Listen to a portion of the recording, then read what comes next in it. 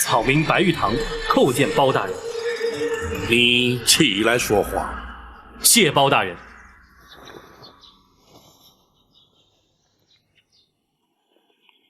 你是来向本府投案的？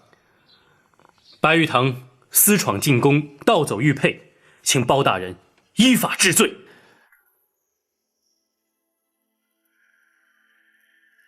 大人，白玉堂主动奉还玉佩，还请大人明鉴。展昭，你不必替我说好话。玉佩虽已交还，刑责还是要追究，否则包大人也难向皇上交代。本府如何向皇上交代，不劳你操心。且让本府先来问你，你可知道，进宫盗佩、惊扰圣驾，依法论罪，乃是杀头之罪。白玉堂既然敢前来投案，就不怕杀头。好气度！然而你明知必死，为何还要前来？大人，我不来投案，大人也会发出海捕公文，新闻天下，抓我归案，不知是也不是？不错，本府职责所在，理当如此。然而，以天下之大，江湖之广，你若是藏匿不出，要想抓你，也未必能够如愿。你又为何要前来自投罗网？好汉做事好汉当，白玉堂不想连累他人。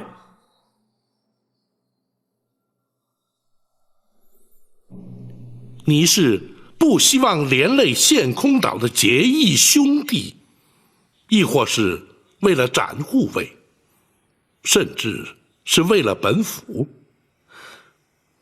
包大人，白玉堂既然已经前来投案，又何必追问其他？请包大人立刻将我收押定罪。不，詹某答应过卢庄主，绝不会将你逮捕归案。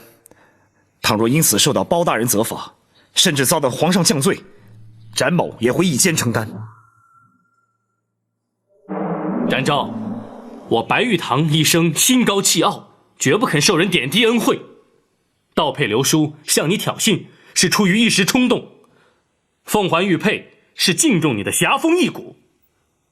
至于前来投案，则是我自知有罪，心甘情愿与任何人无涉。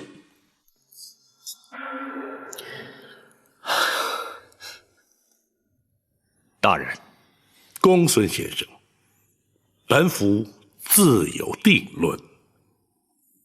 是。白玉堂，你盗佩流书，还佩投案的来龙去脉，本府已然明了。然而，要如何处置于你，待本府斟酌之后，自会有所决定。在此之前，你必须留在府中，不得擅离，随时听候本府传唤。草民遵命。大人，那白玉堂的身份是？无需关押，也不必监管。他若有逃脱之意，又岂会前来投案？白玉堂，本府所言是也不是？包大人明鉴。王朝马汉在。给白玉堂安排住所，要好生对待。是。谢包大人。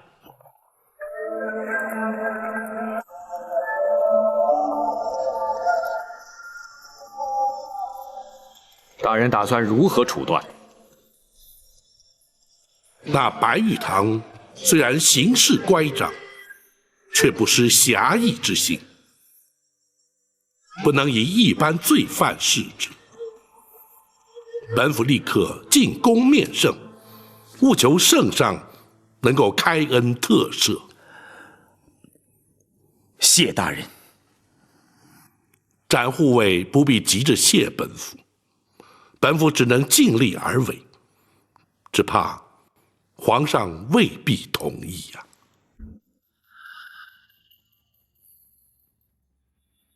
不行，那白玉堂夜闯进宫，根本就没有把朕放在眼里。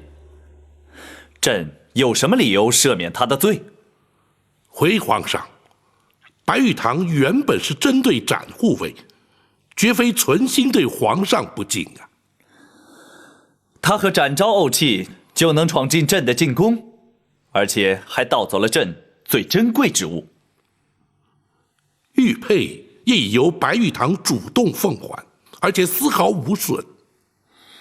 那又如何？倘若白玉堂主动前来投案，皇上可否开恩特赦？就算他主动投案也没用，否则岂不是毫无国法？皇上，国法不外人情，以情度法，以法治国，方是国法之真意。臣恳请皇上法外开恩。暴政，你为何急于替白玉堂开脱？你一向执法守法，难道要因为一个白玉堂而改变不成？回皇上，包拯绝不敢违法徇私。然而，法有严疏之分，罪有轻重之别。白玉堂所作所为的确触法，然而却并非罪大不赦。此人虽桀骜不驯，却颇具侠义之风。倘若能够收为朝廷所用，未尝不是朝廷之福啊！什么？你不但要朕赦免他的罪，而且要朕将他收入朝廷。若是他能够戴罪立功，以功折罪，非但朝廷能够增添以有用之才，更足以彰显皇上仁恕之德。微臣斗胆，恳请皇上开恩。包拯，你真这么想？难道你就不怕引狼入室，所事非人？臣为国举才，一无所惧。好，朕就给他一个机会，让他戴罪立功。朕倒要看看他能立下什么奇功来，是不是真能让朕足以赦免他的罪？臣遵旨，谢皇上。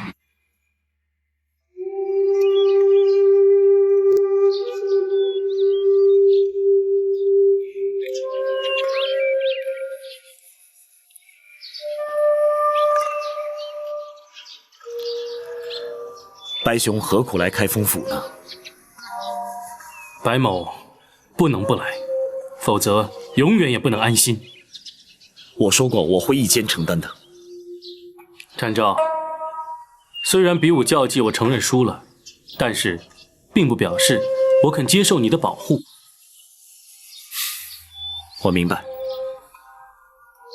可是我却不明白，你为什么要甘愿放弃浪迹江湖、快意恩仇的日子，反而要来这江湖人最不愿意沾惹的官府？我自己也问过自己很多次，结果呢？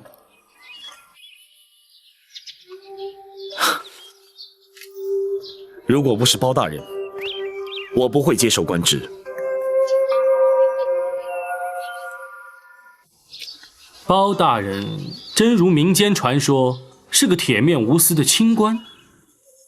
不错，像包大人这种清官并不多见。如果我不帮他，这世上蒙受冤屈的百姓，恐怕永远也没有昭雪的一天。你不但侠气过人，连这悲天悯人的胸怀，都让我自愧不如。如果你愿意，也可以为朝廷尽一份力。不可能，这一辈子我都不可能进入官府。而且你别忘了，我还是戴罪之身。你放心，包大人一定会有办法让你免除罪责。你这么信任他？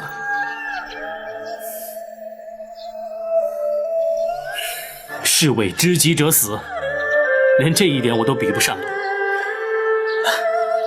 真可笑，居然为了一点虚名，和你争斗不休，难怪江湖人称你为南侠。的确，鼠不如猫。白兄弟，哎，你放心，我已经不在意这些了。詹大人，府外有人求见。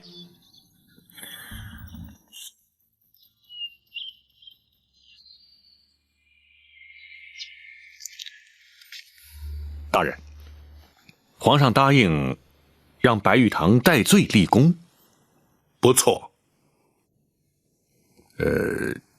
大人打算让他立什么功啊？势必得是让皇上能够认可的大功才行。本府请公孙先生前来，正是为了此事。可是那白玉堂无官无职，眼前又无重大刑案待办。哎，有了！如何？眼前的确有件大案待办，太妃娘娘之案。可是此案不宜让外人插手啊。不错，此案的确不宜让白玉堂插手其中。然而，此案却有个重要人证在来京途中。陈琳，正是。倘若张龙赵虎在接陈总管来京途中有所闪失，那岂不是全案永无侦破之日？公孙先生是说要令白玉堂前去接应？是的，大人。倘若白玉堂对日后皇上认母一事有所尽力，也算是功劳一桩啊。公孙先生所言极是。马汉在，请白玉堂来厅中说话。是。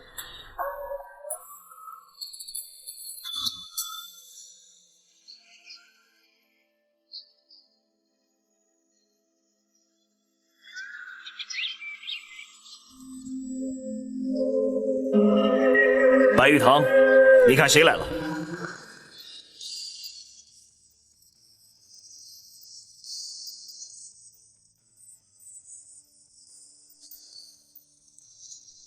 五弟，是你们来干什么？老五，你这算什么？不声不响，刘封书信就这么一走了之了。是啊，你要走也要跟我们商量一下呀。五弟呀，你的确让我们担了不少心啊。大哥，小弟在信里面不是已经说得很明白了吗？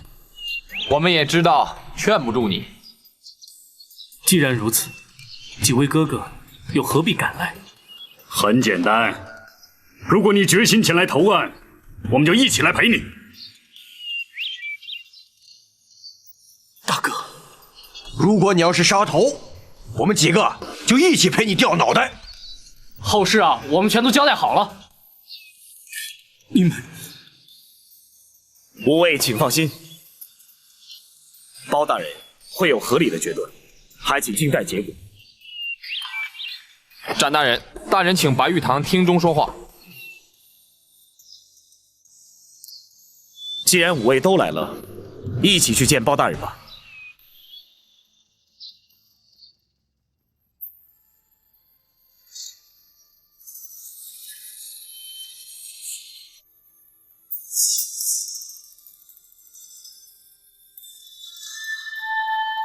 启禀大人，献空岛吴蜀道。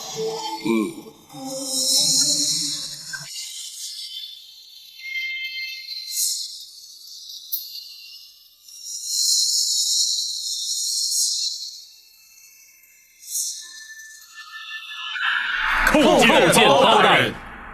五位请起。谢包大人。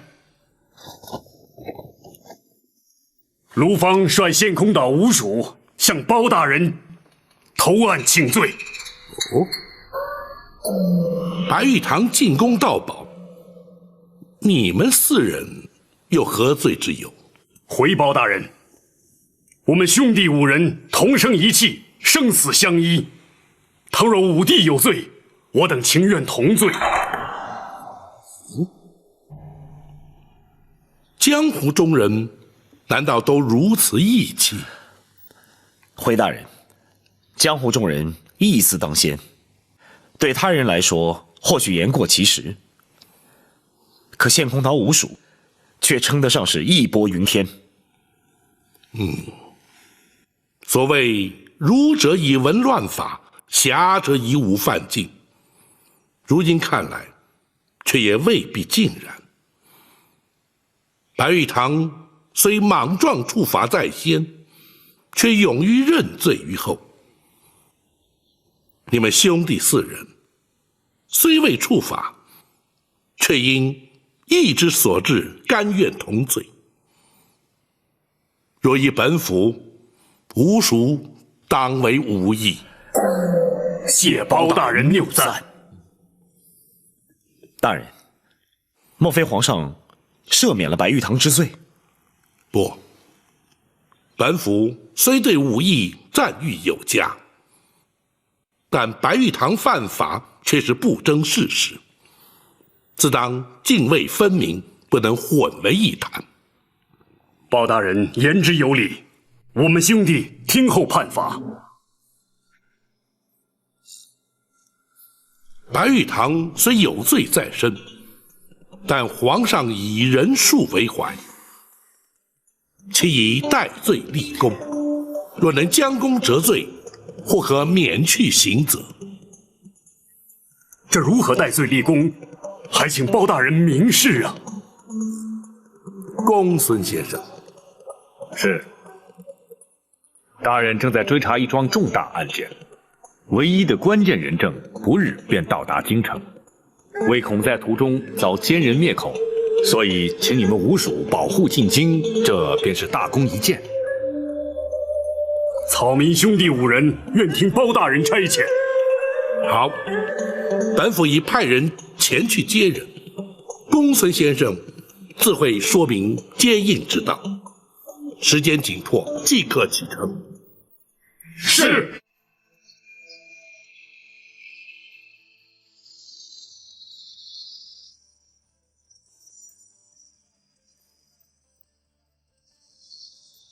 五位一路顺风。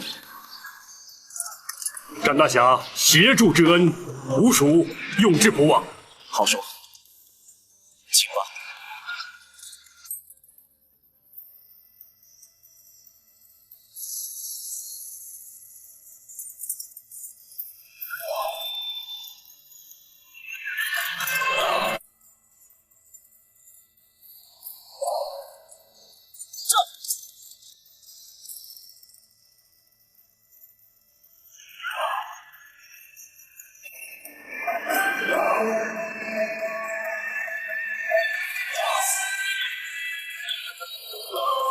展昭代吾属叩谢大人。展护卫快快请起。谢大人。大人苦心，属下明白。大人分明是想替白玉堂找个戴罪立功的机会。不，陈令的安危也的确重要，有他们5人前去接应，本府也安心许多。人说大人有法无情，的确是错怪大人了。也不尽然，执法之人总得接受世人公平，情理法3字兼容并蓄，才是执法之精要准绳。然而以情度法或是违法徇私，这两者之间不过毫厘之差，端看用心如何。只要问心无愧，又岂在乎人言？大人言传身教，展昭永记在心。今日与武艺一见，本府已感受到江湖中人豪迈之情。本府将展护卫揽进官场，想必多受约束，也委屈展护卫了。追随大人是展昭自愿，并无委屈可言。展护卫侠骨仁心，令人钦佩呀。如今白玉堂之事已安排妥当，就该集中心力在太妃娘娘身上了。太妃娘娘如今情形可好？公孙先生正在施政，稍后本府要将眼前的进展一一禀报。你且随本府一同前去，也好向娘娘正式引荐。是。御前四品带刀护卫展昭叩见太妃娘娘千岁。展护卫请起。谢娘娘。哀家一直栖身于市井之中，若问展护卫，或许少有人知晓，但一提起南侠展昭，却是人尽皆知。你路见不平挺身而出，行侠仗义、除暴安良的义举，早已在民间流传了。展昭不敢当，谢娘娘谬赞。可惜哀家双目失明，未能亲眼目睹南侠俊俏的风采。展昭惭愧。娘娘，经公孙先生妙手诊治，不知如今的情形如何？哀家也不清楚，只觉得双目隐有酥麻之感。恭喜娘娘，此乃血脉逐渐畅通之兆。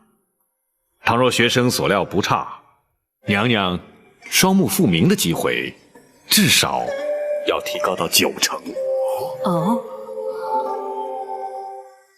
倘若果真如此，公孙先生的医术可真是神医神术了。学生不敢。娘娘尽管安心在此地疗养，臣已派人去接陈琳陈公公，不日当可进京。宝卿，陈琳找到了。是。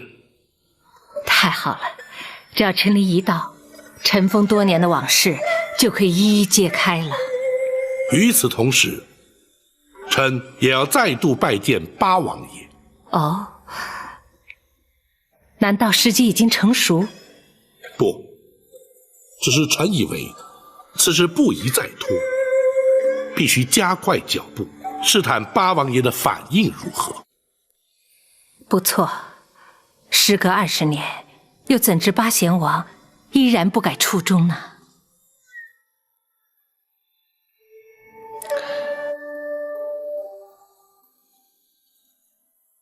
回娘娘，臣可以确信，八王爷忠心谋国之心绝不会有所改变，只是事出突然，总得让八王爷先有准备。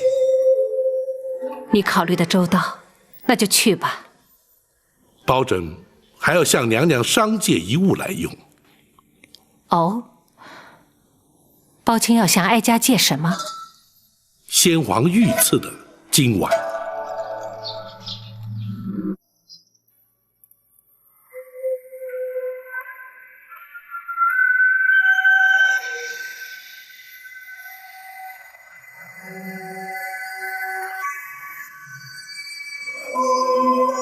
包大人，这枚金碗，你是由何处而来啊？王爷认得这枚金碗？岂止是认得，本王第一次见到这枚金丸之时，距今已近30年了。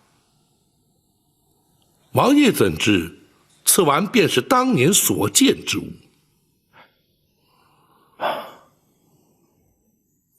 这玉成宫李妃5字，乃是先王墨宝拓刻而成，本王一见便知。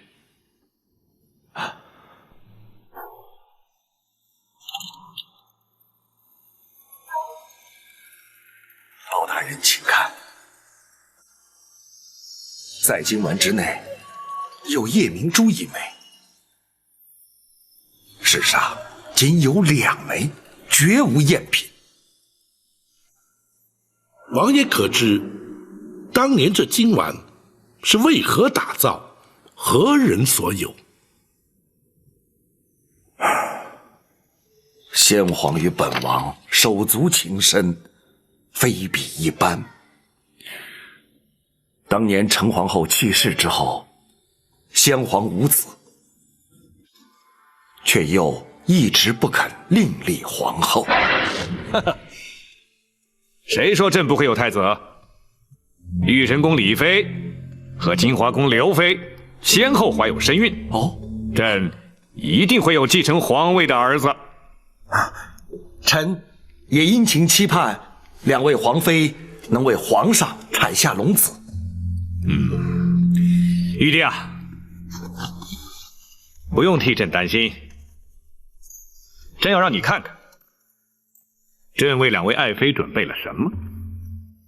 你看看，这2枚金丸就是朕要赏赐给他们的。仔细看看。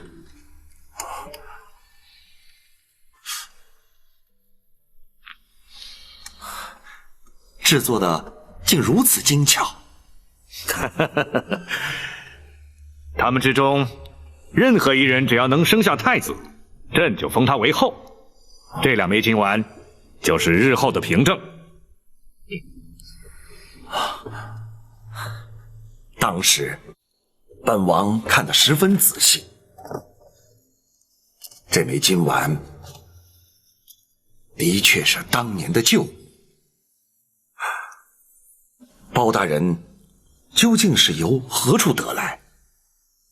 回王爷，包拯沉舟督政，返京途中行经草洲桥，有一虾婆手持金丸前来喊冤。他喊的是什么冤？他不肯说。既然喊冤，又为何不肯明说呢？那虾婆言道：除非当着八王爷面前，否则绝不会说。当着本王的面，莫非他的冤情与本王有关？这就不得而知了。原本包拯以为乃是风箔之语，不予理会。然而见这金丸之上有玉成宫李妃字样，唯恐与宫闱之事有关，故而并未将他驱离。那虾婆如今人在何处？王爷可知，包拯回京之时，有一名远房表亲同行。此事城中颇多议论，本王也略有耳闻。包拯唯恐牵涉宫中，为掩人耳目而由此托辞。那名老妇人正是鸣冤虾婆。你将她带回京来了？是。王爷若是不肯见她，包拯自会将她遣返草洲桥。只是这金丸他是如何取得，恐怕永远也无法得知了。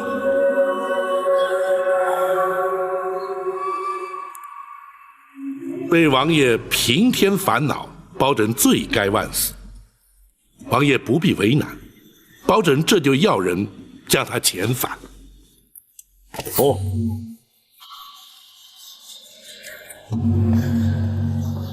这金丸原本是玉成宫李妃之物，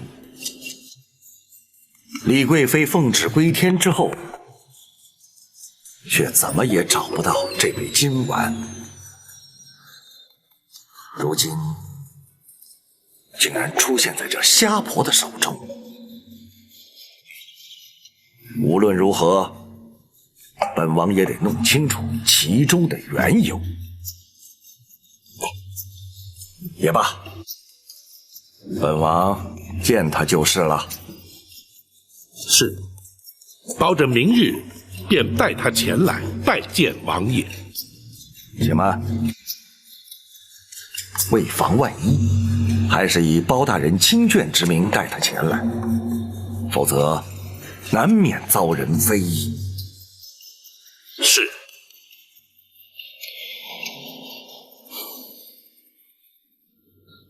什么？8贤王肯见我？是，包拯明日就带娘娘前去南清宫。如果8贤王肯见我，哀家的冤屈就有昭雪之机，真是苍天有眼啊！娘娘啊，娘娘不可过于激动，否则有碍双目治疗。好，我不激动。这一天，哀家总算是等到了。娘娘，请听包拯一言。请讲。方才包拯已向娘娘禀奏，八王爷虽肯见娘娘，却不知娘娘真实身份，还请娘娘预做准备。哀家明白，哀家会以当时的情形做应对，哀家不会让事态不可收拾的。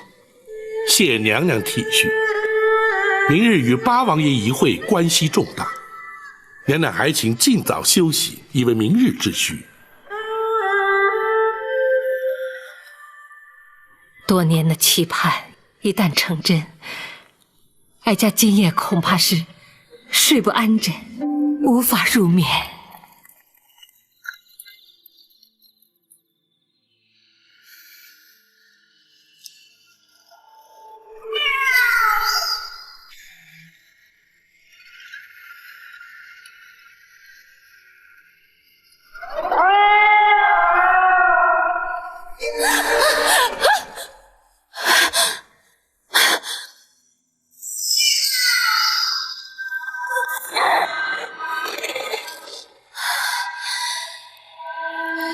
太后，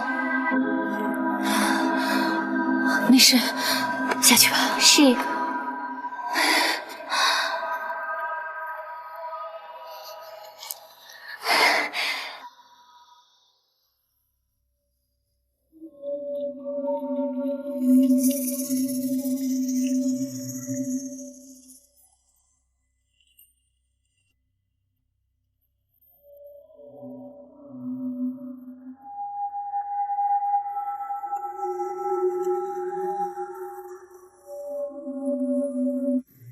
娘娘梦见了李妃和寇珠，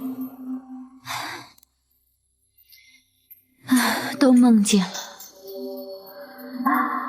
当年的人和事，一幕幕出现在哀家的眼前，尤其是他们凄厉的死状。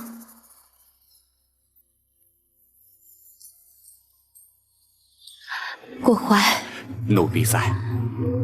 你看他们是不是向哀家索命来了？我不会的，您这人死了就死了，哪能会向人索命呢？或许娘娘前晚去冷宫，受到了狸猫的惊吓。哦，对了，还有那狸猫，莫不是当年替换婴儿的狸猫冤魂也来了？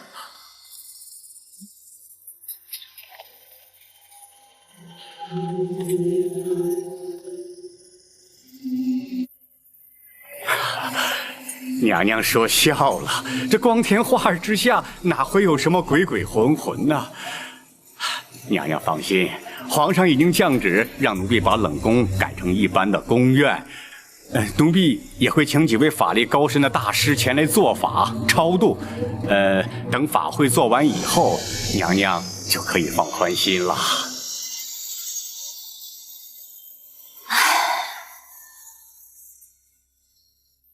只怕当年所做过的事，永远也无法让哀家安心呢。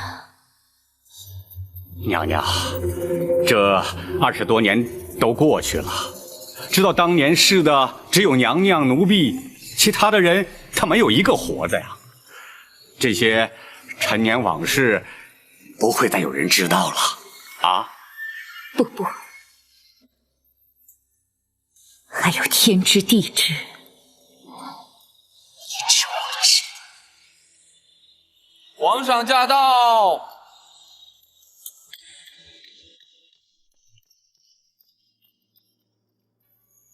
奴婢叩见皇上。起来吧。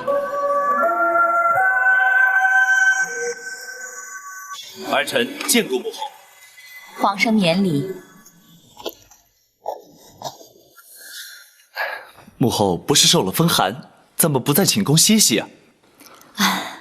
哀家睡不着。母后，回禀皇上，太后娘娘素有失眠之症。朕如何不知？母后有恙，为何不早禀奏？奴婢该死。别怪他，是哀家不许他说的，以免皇上忧心。父母有疾，为人子岂可不知？便是忧心焦虑，也是应该嘛。没事没事，哀家已照宫中御医诊治过了。想必是没有根治吧？朕记得在幼年之时，也常彻夜难眠。父王府邸有秘制奇方安神露，朕服用数日便能安枕。郭槐，奴婢在。你亲往南清宫八王爷府邸，传朕口谕，取安神露来给母后服用。奴婢遵旨。哀家已经好多了，皇上就不必操心了。不行，母后身体不适，朕怎能不操心呢？郭槐，你立刻就去办。是。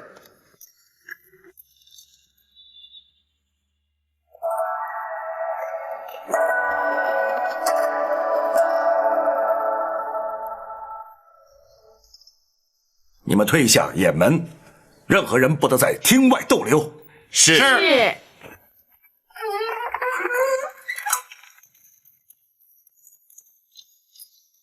包拯见过王爷。包大人免礼。就是这一瞎婆要见本王。王爷，且慢。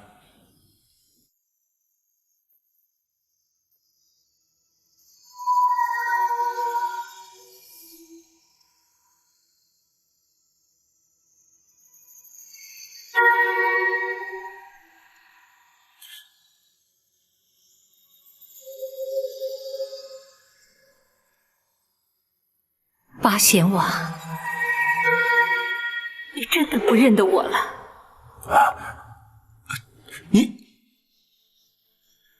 你是？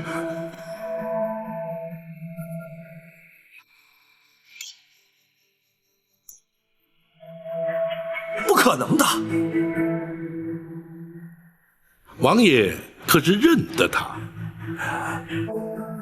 他与本王多年前所识之人颇为神似，只是万万不可能。他早已辞世多年了。八贤王，怎知不是昔人故人当面？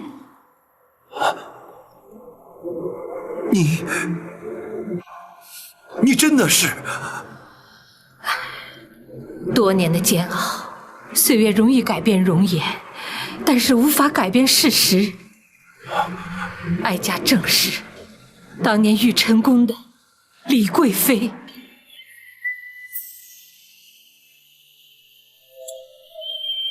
可是当年你不是被先皇赐死了吗？奉旨自缢的是冷宫小太监于忠。当年若不是陈琳与冷宫总管秦凤他们冒死相救，死在冷宫的就是哀家了，今日也不会出现在八贤王的面前。你果真就是皇嫂。赵德芳拜见皇嫂。好一个八贤王，时隔多年，你依然肯认我。哀家死而无憾。皇嫂，你是怎么逃出宫去的？又怎会事隔20多年，经由包大人来找寻本王的？此事一言难尽，哀家却有一事要先问八贤王。皇嫂要问的可是当年的太子，如今的皇上。是。不错，陈琳当年转承本王的话没有错，他的确就是先皇的血印，皇嫂的亲生。果真如此，苍天庇佑。王爷，当年陈公公王府托孤，究竟情形如何？那是本王一生所经历过最大的震撼，至今久久不能忘怀。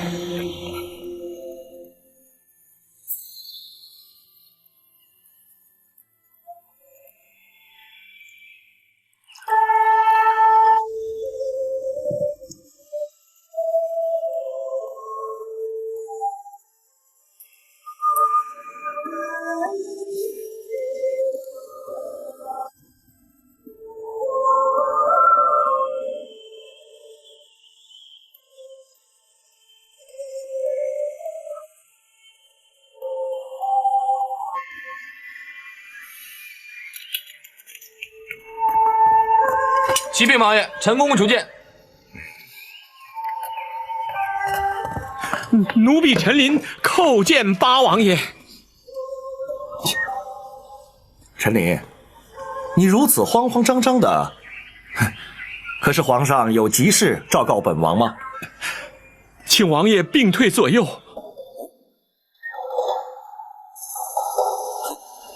陈琳，本王可从没见你如此失态过。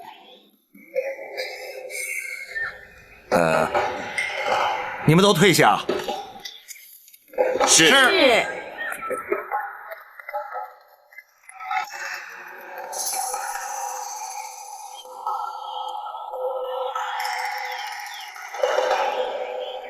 行了，现在可以说了吧？回王爷，奴婢奉旨采摘御果园里的果品，送给王爷，作为王爷明日寿辰之礼呀。皇上送果品给我，你也要本王并退左右？王爷，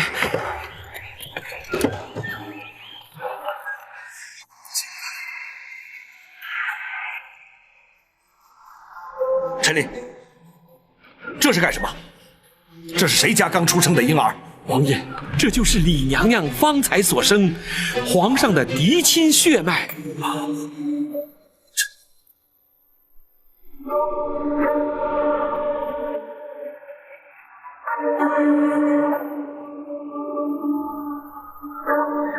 我可怜的皇儿，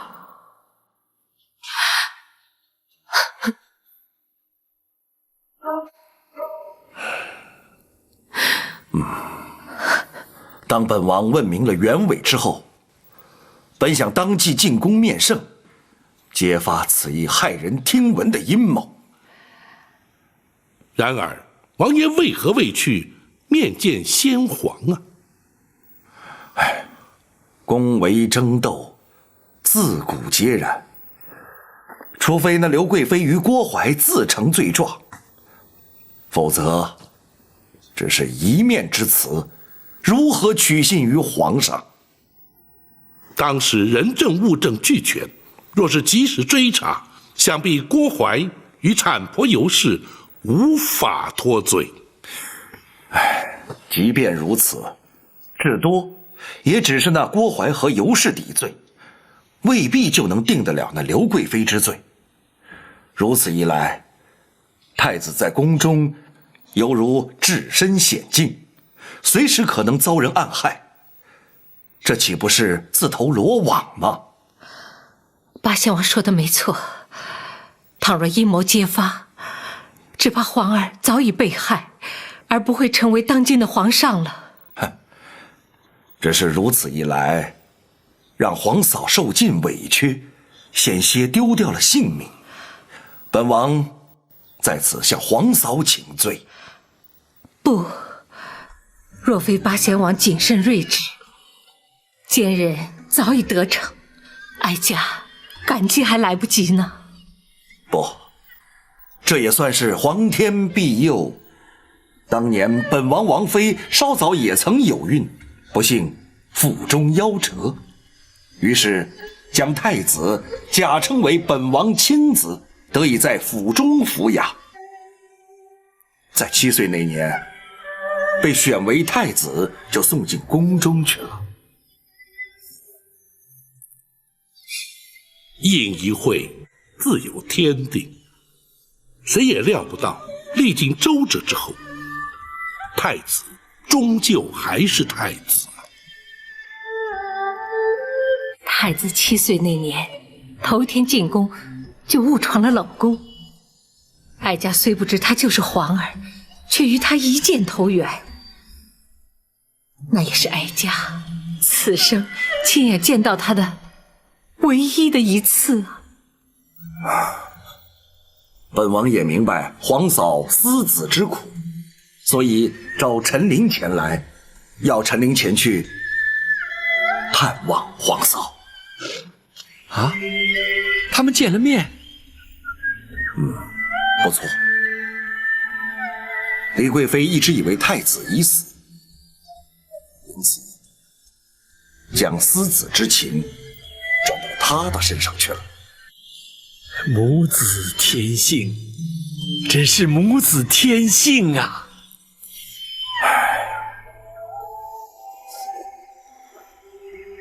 本王担心李贵妃难以承受长期煎熬，也不忍见她因憔悴致死。你将真相告诉她吧。啊，王爷，这样安全吗？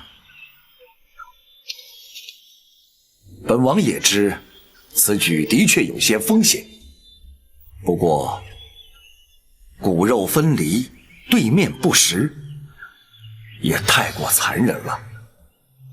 你还是去吧。是。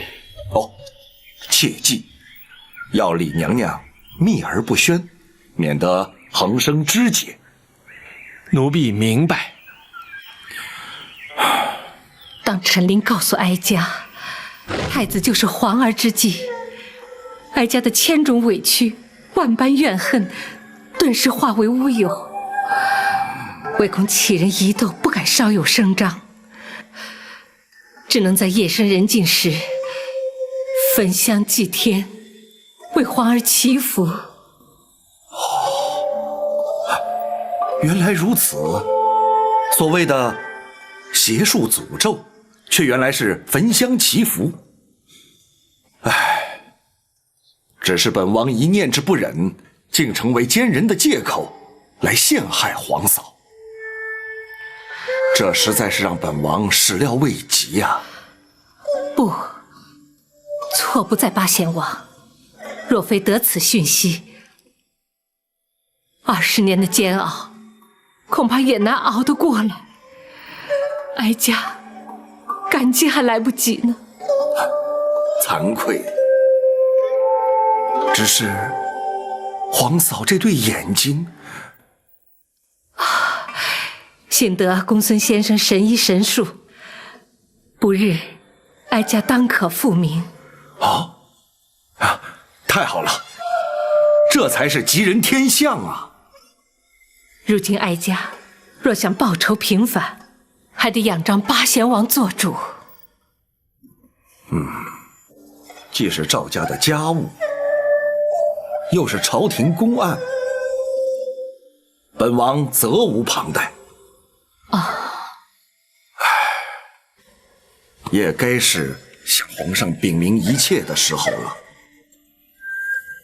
本王这就进宫面圣。王爷，万万不可！包大人为何阻止？进宫面圣，禀明一切，又有何不可呢？王爷，此事兹事体大，又事出突然，包拯担心皇上一时之间恐难承受。包大人之意是担心皇上不肯接受了。事隔多年，而刘贵妃已是当今太后，若无足够的凭证，的确很难让皇上信服。那以包大人之见呢？包拯已派人去将陈琳、陈公公接回京来，尚有许多细节有待查明厘清。一旦取得足够证据，再向皇上启奏，较为妥当。包大人言之有理，只是，以皇嫂之意呢？20多年都已经等了，再多等几日又有何妨呢？好，那就依包大人之见。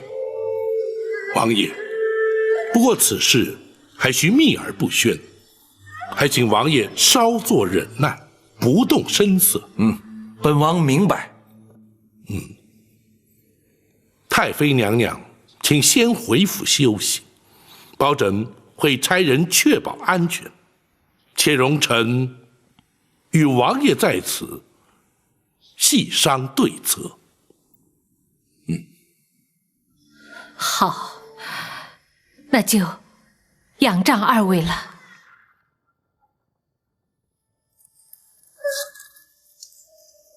夫人请。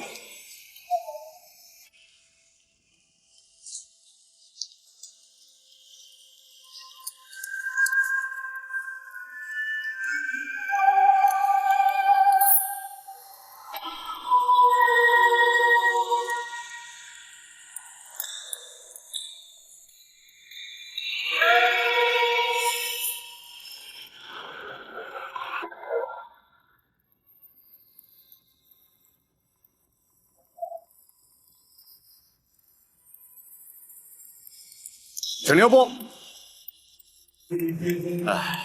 两位大人打扰了。这位公公有何指教？这位老夫人，咱家看着有点眼熟，不知是哪座府邸的亲眷呢？这位公公是，咱家郭槐乃是太后身边的内宫总管。原来是郭总管。老夫人从未进过京，想必是郭总管认错人了。哦，是吗？老夫人急需回府歇息，不便久留，还请郭总管见谅。是，二位请便。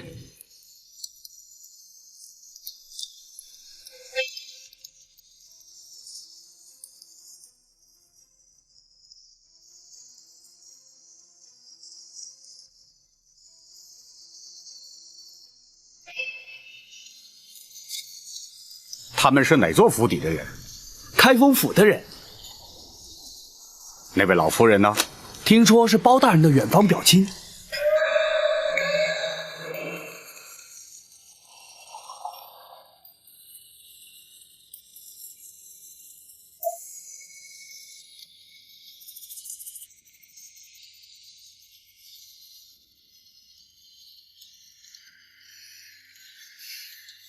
这就是安神路。是，八王爷亲自交给奴婢的，说是只要用上个3、5滴，就会让娘娘安睡到天明。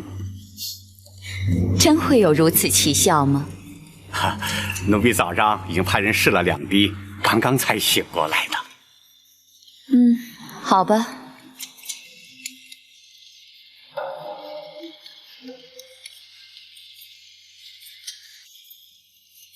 请。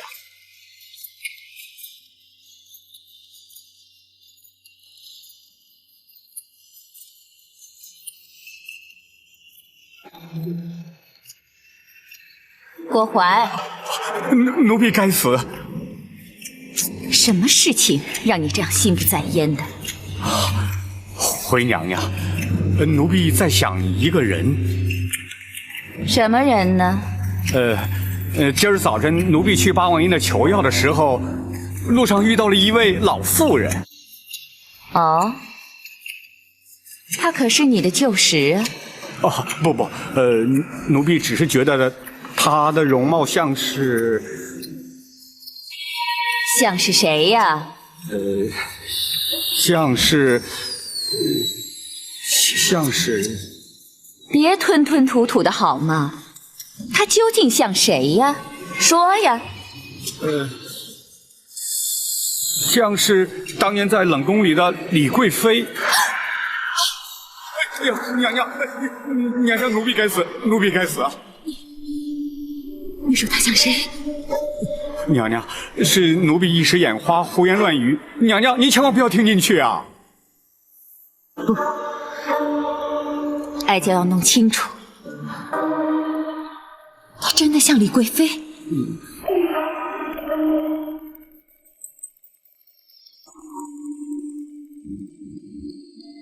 是。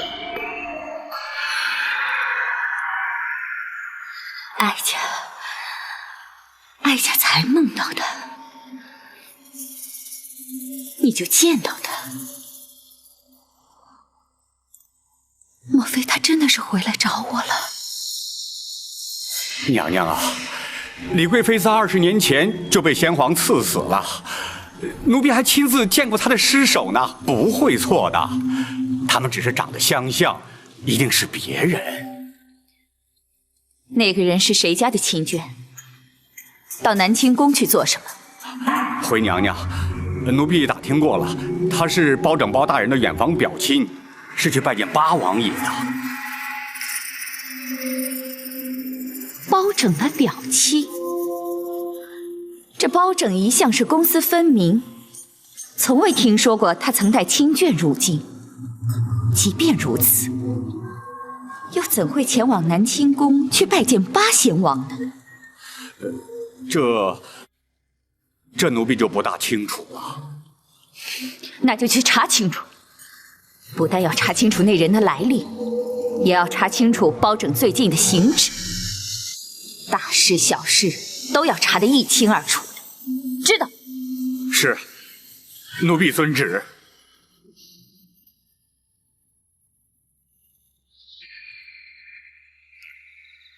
八王爷已经知道太妃娘娘依然健在，想必会在适当时机出面，大人平反此案的机会势必大增。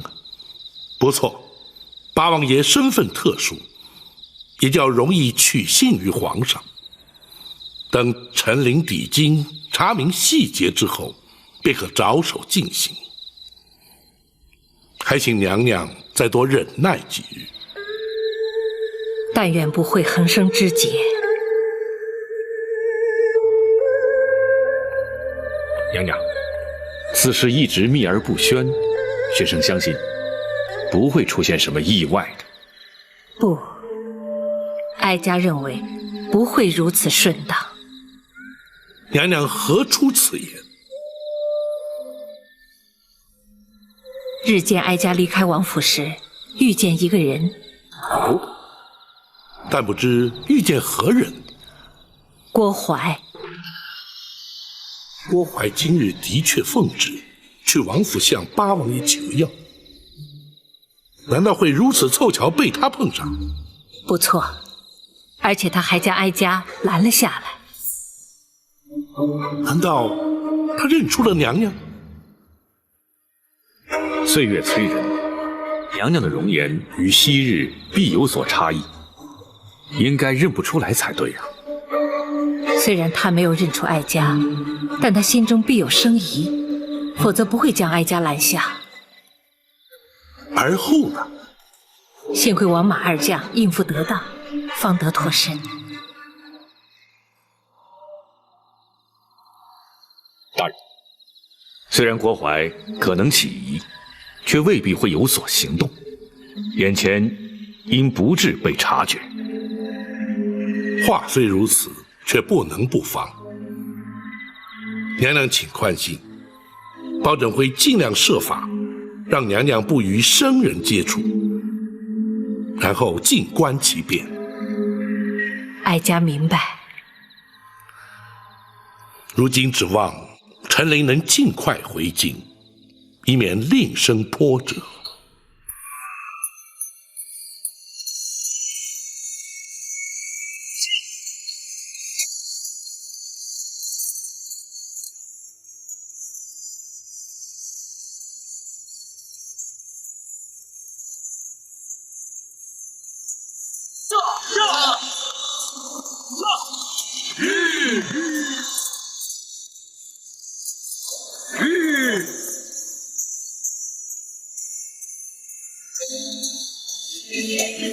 二位为何不走了？公公啊，请留在车里，不要露面。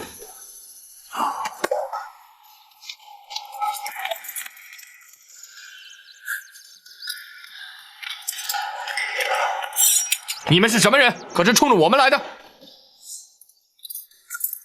两位可是包大人座前张龙赵虎？请问五位是哪路英雄？有何见教？现空岛吴蜀奉包大人之命，前来接引二位同返京城。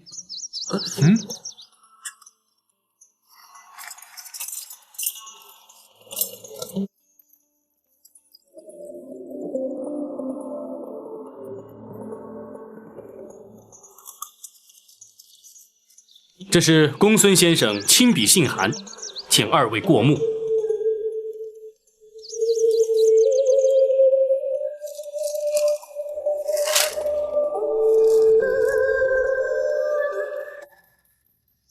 是包拯从陈州带回来的。是，包大人陈州督政回京，途经草州桥，在天齐庙放告后，就多出了这位老夫人，说是他失散多年的远房表亲。就算如此，包拯又为何将他带回开封，而且住下不走？怎不将他送往泸州老家呢？这位老夫人现在是双目失明，正在府衙里接受公孙策的治疗。哦，包大人回京后，陆续有江湖人士进府，后又相继离开。包拯审理刑案，难免有涉及江湖草莽之事，这倒也不足为怪。奴婢还打听到，包大人的座前四大侍卫中，张龙赵虎已离京多日，不知去向何方。包拯属下出京办案也是常有之事，还有什么？这其他就没什么了。对了，听宫内掌管宦籍的太监说，包大人曾经去打听过陈琳的下落。陈琳？他打听陈琳做什么？回娘娘，那陈琳自告老归隐之后，就一直再没有消息了。包大人和陈琳素来交好，想必是想去看望他一下。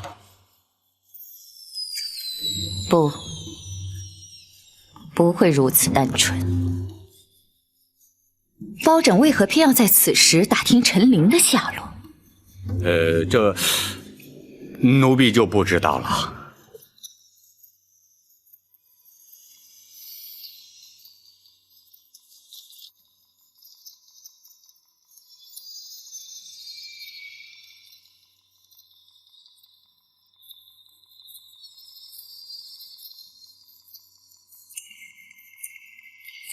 郭淮，奴婢在。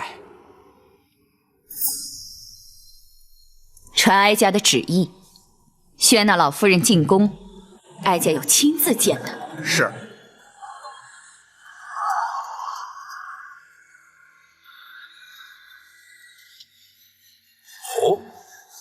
太后要宣老夫人进宫，正是。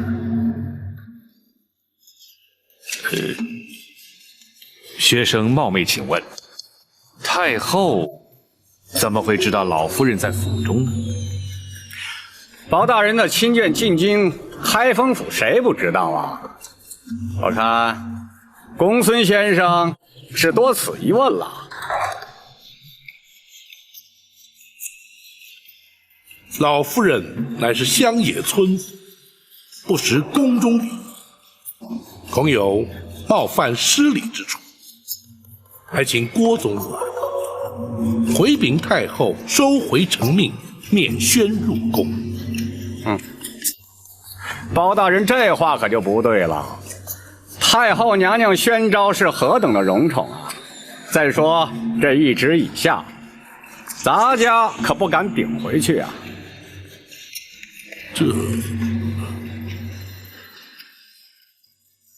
郭总管，老夫人双目失明，学生正在为她诊治，此时入宫，恐怕多有不便。那没关系啊，咱家在这等候，并亲自陪同入宫。再说了，这宫中有咱家照应，包大人敬请放心。这话说到此，包大人若是还不答应的话，那可就是对太后娘娘的最大不敬了。太后懿旨，本府怎敢不遵？烦请郭总管稍后。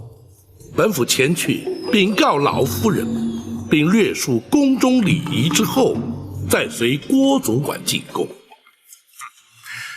那就有劳包大人了。没有料到，他们真的盯上了太妃娘娘。大人，难道真的无法回避了吗？太后懿旨，谁敢违抗？太后既然指明要见太妃娘娘，既然是非见不可，只怕是避无可避呀。一旦太妃娘娘进宫，生死便全掌握在太后手中，随时会有性命之忧啊！唉，本府身为外臣，若不奉诏，不得擅自进宫。纵然有心拼死维护，入不得宫，又岂能奈何？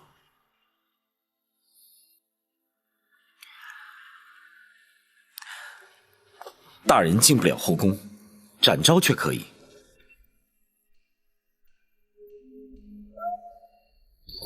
哎，不错。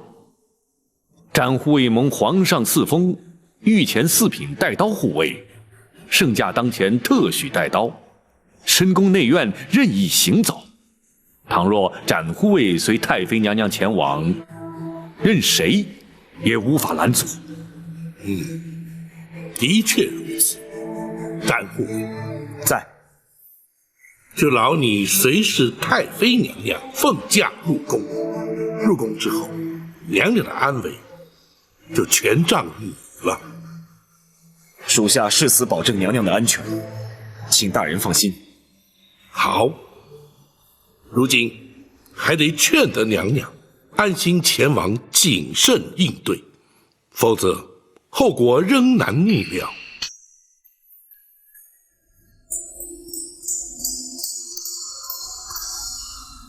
他要见我。郭槐前来传话，如今正在厅中等候。他到底还是找来了。你们说，哀家该不该去啊？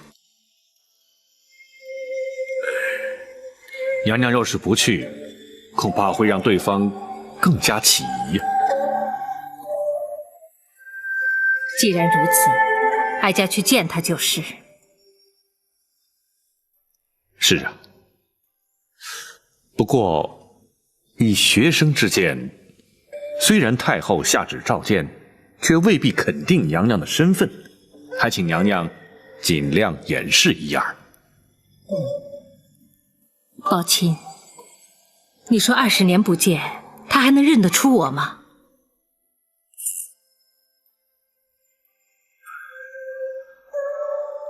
臣不敢断言。哀家明白，这20年来，哀家一直生活在市井之中，若非见到你们，哀家仍然是一个瞎老太婆，他认不出来的。娘娘委屈了。说不上委屈，若想报仇平反，就得忍过一时。哀家立刻动身。展昭陪同娘娘进宫，请娘娘尽管放心。倘若他真敢有所冒犯，展昭定会拼死护驾。展护卫能进后宫？展护卫蒙皇上特许，不需腰牌宫内行走，任何地方都去得。若是有人图谋不轨，恐怕也得顾忌3分。好，有展护卫陪同，哀家就安心不少。那就有劳展护卫了。展昭不敢。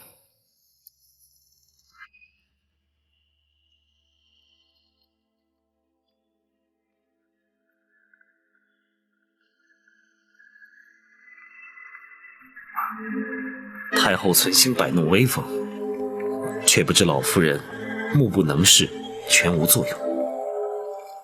就由他摆弄吧，不值得计较。待会儿见面时，少不得依礼参拜。无妨，既然来了，老身就是一介市井瞎婆。太后驾到！太后千岁，千岁，千岁！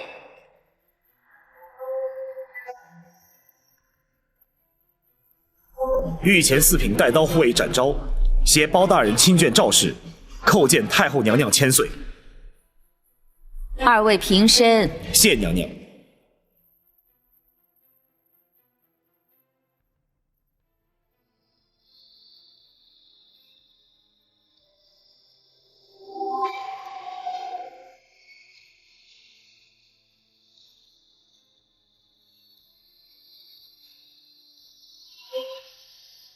都起来吧，赐座。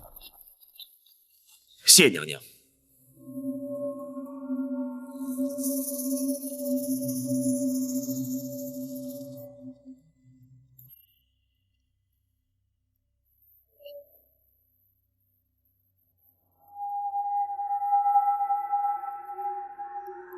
听郭总管说，展护卫执意要陪老夫人一同进宫，是吗？回娘娘，老夫人双目失明，又不知宫中礼仪，包大人特命展昭陪同前来，以免失仪失态。哼，包大人也顾虑太多了。哀家既然宣召老夫人来，自然不会介意是否失态失仪。谢太后。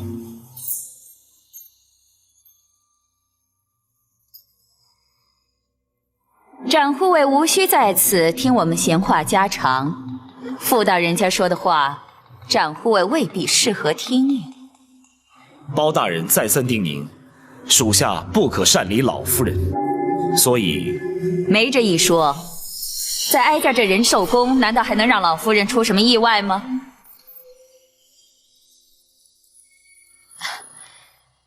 要不这样吧，只要老夫人稍有差池，展护卫尽管找哀家负责，如何呀？展昭不敢。哀家不但要展护卫离开，这里除了郭总管留下伺候之外，一个也不留，全都退下。是。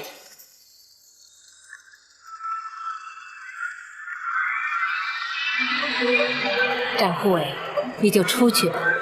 既然太后娘娘不担心我老婆子失礼，你留在这儿也没什么意思，不如到外头轻松自在一些。老夫人，太后不是已经说了吗？如果我出什么事，她会负责。你放心吧，包大人他不会怪你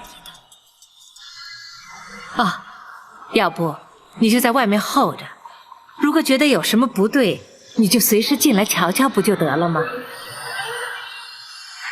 还是老夫人干脆。展护卫如今可还有话说？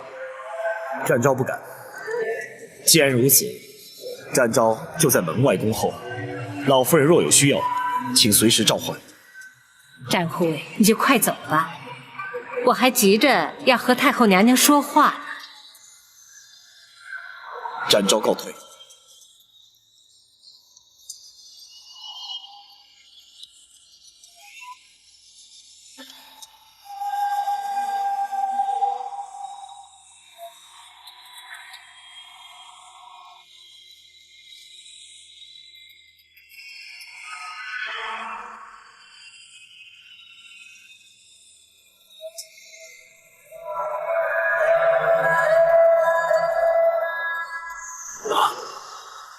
太后将老夫人宣进宫去了。正是。包拯虽借此婉拒，怎奈那郭槐亲自前来府衙接人，只得让老夫人去了。这岂不是羊入虎口吗？若是坚持不去，非但坐实了太后之疑，而且造成抗旨之势，两相权衡，还是让老夫人冒险进宫。为防万一，包拯特命斩护卫随行护驾。哦，有斩护卫随行，谅他们也不敢公然造次。但包拯仍觉不妥，故而前来请王爷寻医名目，进宫面圣，伺机前往仁寿宫查看虚实。你顾虑的对，由本王进宫的确较为合适。你且回府等候本王的消息。多谢王爷。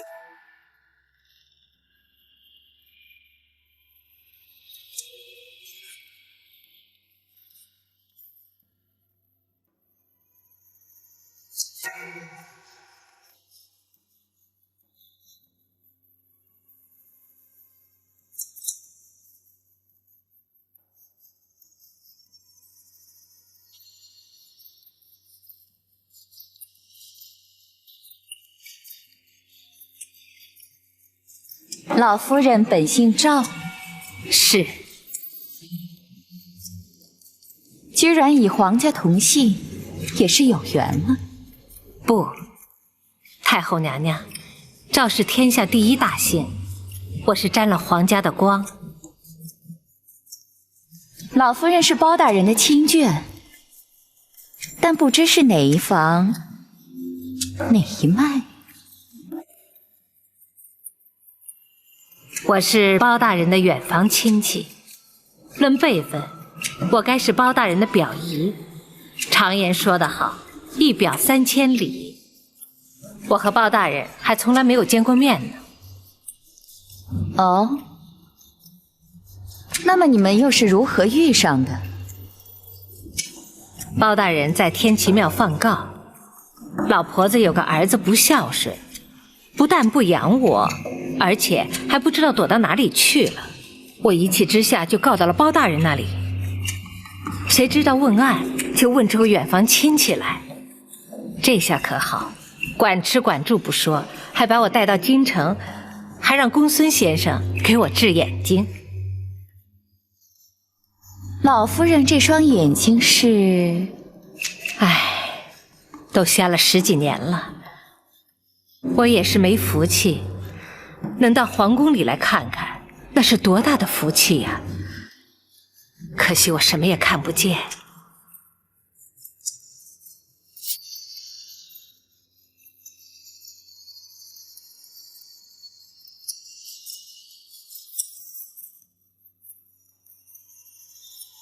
谁？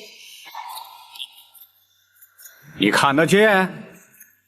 哦，原来是郭公公啊！我怎么能看得见呢？只是眼睛瞎久了，我的耳力变得特别好，我是听见有人在我身边。哦，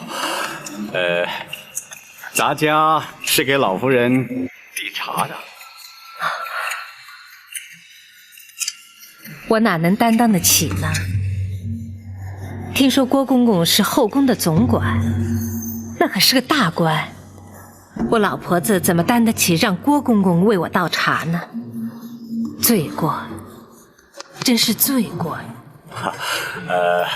老夫人是太后的贵客，咱家是太后娘娘身边的奴才，服侍老夫人是咱家该做的。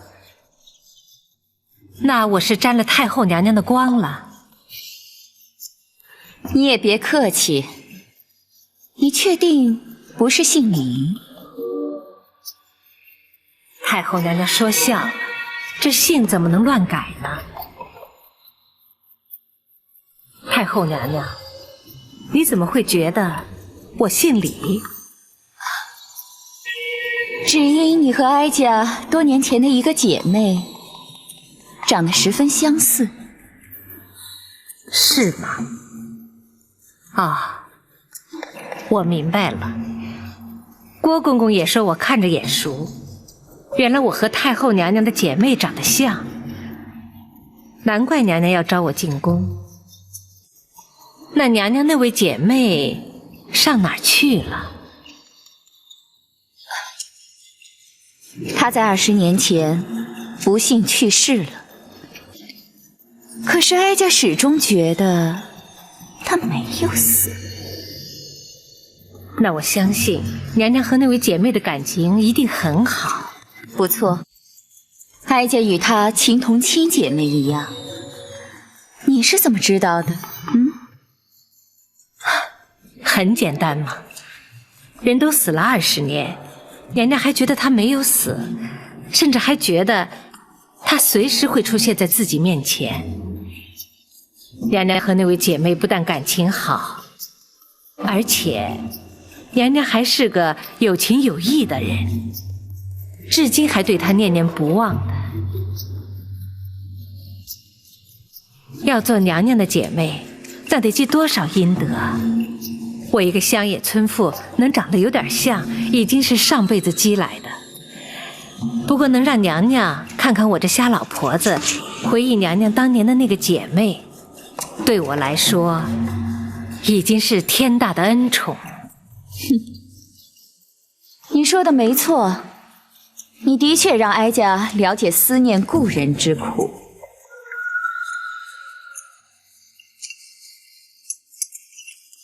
谢谢。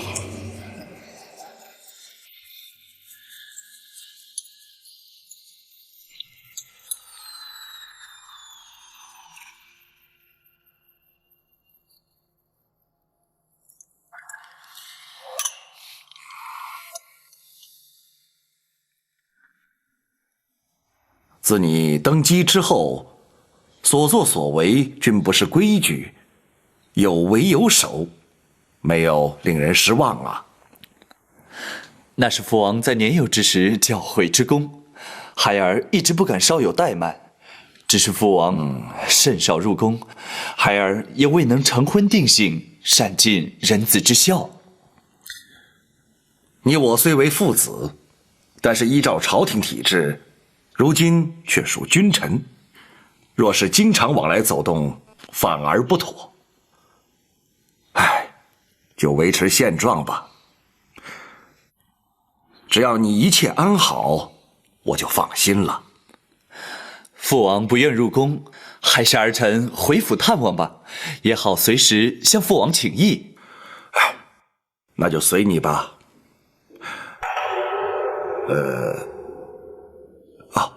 不知太后情形如何？郭槐来府中求药，以治失眠之症。不知太后是否已经开始服用了？太后日前受失眠之苦，孩儿记得幼时父王偶以安神露助孩儿入眠，故而差郭槐前去求药。打扰父王，还望父王恕罪了。哼，谈不上打扰。不过你对太后的关怀之情，颇让人称许呀。生育养育皆是恩情，孩儿不敢忘父王的生育之恩，亦不敢忘太后的养育之情。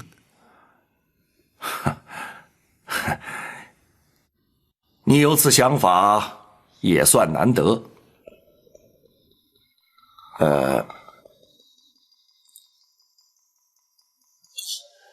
安神露虽可助眠，却不宜多服。既然进宫了，也就顺便去看看太后，也好当面嘱咐。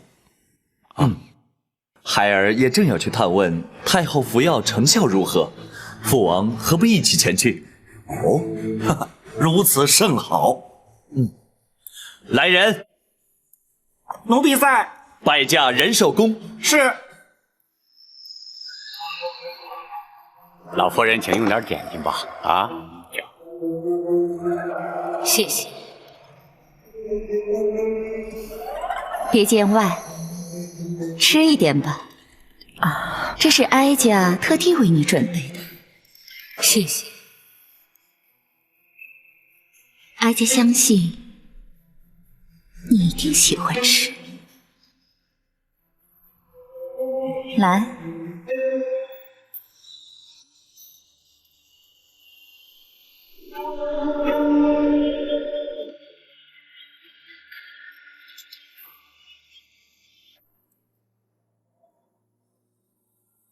这叫心怀蜜，用杏仁、槐花和蜂蜜调制而成，是当年哀家那位好姐妹自创的甜点。好吃吗？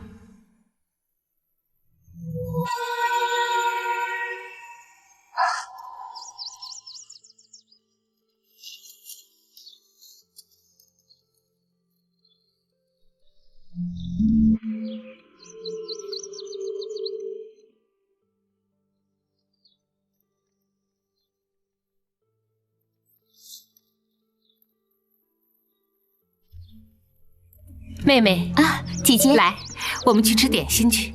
哎，来，来坐。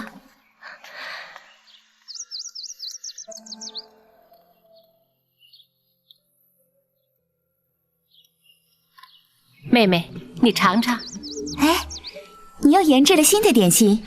是啊，是我刚研制出来的，当然要请妹妹第一个尝了。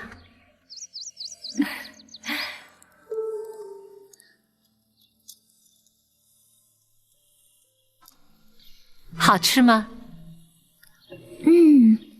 有淡淡的花香，有点苦涩。不过饼心却是甜的，真的很好吃。你是怎么做的？这是5月初开的槐花，带皮的杏仁儿，再加上断花的蜂蜜，用栗子面揉合以后再烤出来的。这么好吃的点心，有名字吗？有啊，采用食材的名字就是杏怀蜜3个字的谐音，心怀蜜，就是心里揣着甜甜的蜜。心怀蜜，姐姐是不是要献给皇上的？不，这只是做给我们姐妹俩吃的。为什么？因为这是我们姐妹共同的写照。我们刚进宫的时候，就像初开的槐花，洁白美丽；而在宫中的日子，就像杏仁一般苦涩。不过只要我们安心的待在宫里，总有一天会得到皇上的宠幸，往后的日子啊，就会像蜜一样甜。姐姐，姐姐只教给你做法，也只做给你一个人吃。记住，这可是我们姐妹之间永远的秘密。从此以后，哀家学会了做这酥饼。20年前，当哀家那位姐妹过世之后，哀家才下旨宫中御厨学着做。可是这心怀蜜只给哀家一个人吃，甚至连皇上都没有尝过。因为哀家曾经答应过他，这是我们俩之间永远的秘密。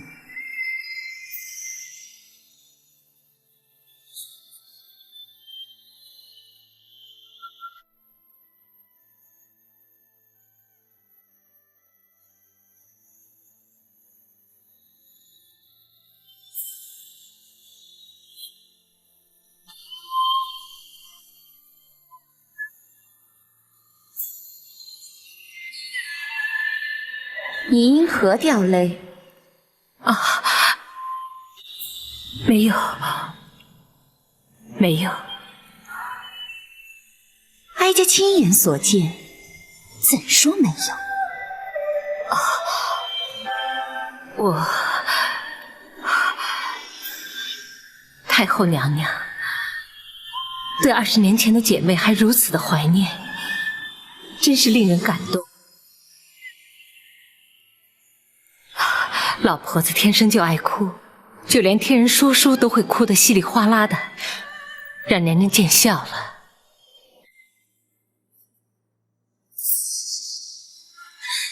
老夫人也太多愁善感了。如今故事说完了，老夫人也哭过了，现在可以吃点心了。这点心，娘娘一向是不给别人吃的。我老婆子哪来这么大的福气享受？因为你和我那姐妹长得实在是太过相似，直到现在，哀家都认为你就是她。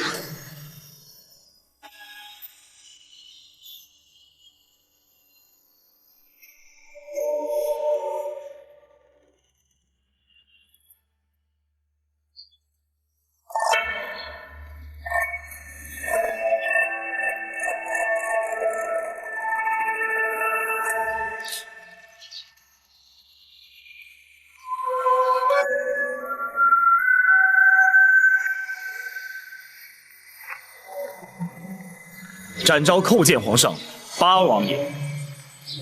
展护卫平身，谢皇上。展护卫为何会在仁寿宫外？展昭陪同包大人亲眷赵氏，奉太后懿旨进宫。哦，太后宣老夫人进宫，展护卫为何不在一旁陪伴？太后与老夫人闲话家常，命展昭在宫外候命。那就随朕一起进去吧。谢皇上。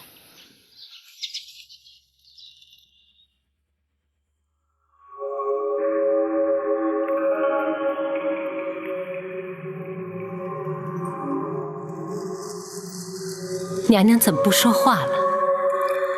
哀家想仔细的看看你。我一个瞎老太婆有什么好看的？娘娘就别再取笑我了。哀家要仔仔细细的看清楚，你究竟是姓赵还是姓李？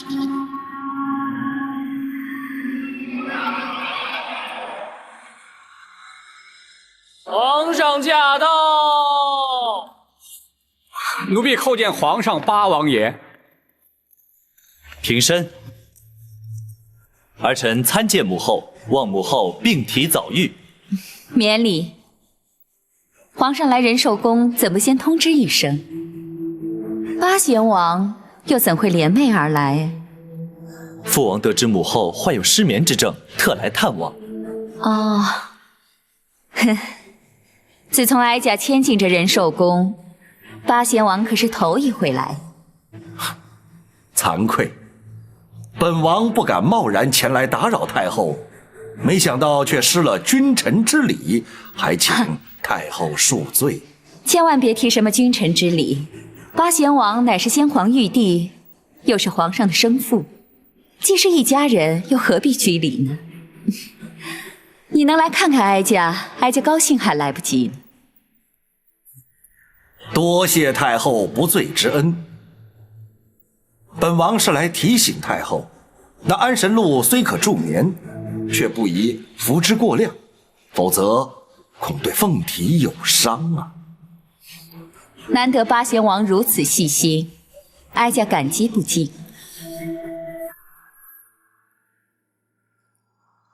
这位就是包大人的亲眷吗？